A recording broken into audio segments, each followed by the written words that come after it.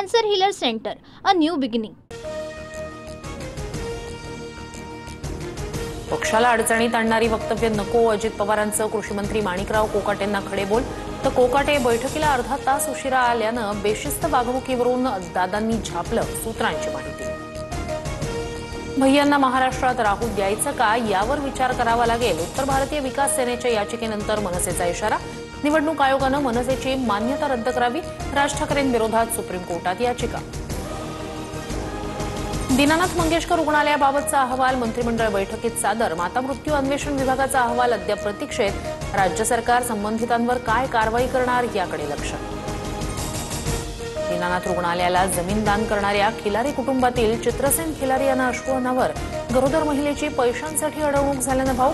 रुग्णालयासाठी जागा दान केल्याचा पश्चाताप व्यक्त. लवकरच मुख्यमंत्री फडणवीसांची भेट घेणार. तातडीच्या उपचारासाठी अनामत रक्कम घेऊ नका. पुणे महापालिकेची शहरातील सर्व खासगी रुग्णालयांना नोटीस. तक्रारी आल्यास थेट कारवाईचा इशारा. फुले सिनेमातल्या दृश्यांना ब्राह्मण महासंघाचा आक्षेप. सिनेमात ब्राह्मण समाजाची चांगली बाजूही दाखवण्याची मागणी. तर सिनेमाचं प्रदर्शन 15 दिवस पुढे ढकललं. दिग्दर्शक अनंत महादेवन यांच्याकडून चर्चेची तयारी. आनंद दवेंची माहिती.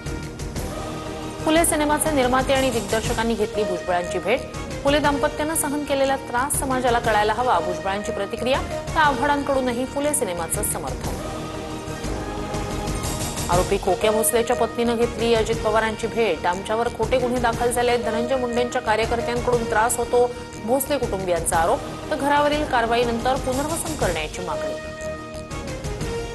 अभिनेता सैफ अली खानवरील हल्ला प्रकरणात वांद्रे पोलिसांकडून आरोपपत्र दाखल. आरोपी शरीफुल खानच्या हाताचे ठसे सैफच्या घरात सापडल्याचा फॉरेन्सिक रिपोर्टही आरोपपत्र.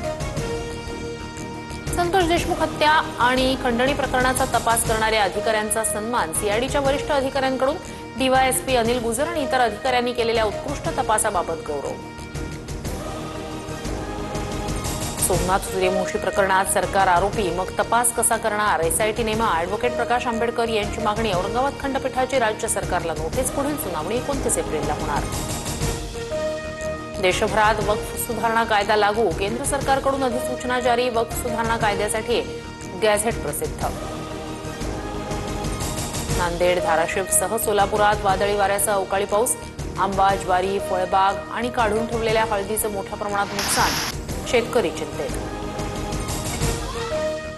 Cancer Healer Center, a new beginning.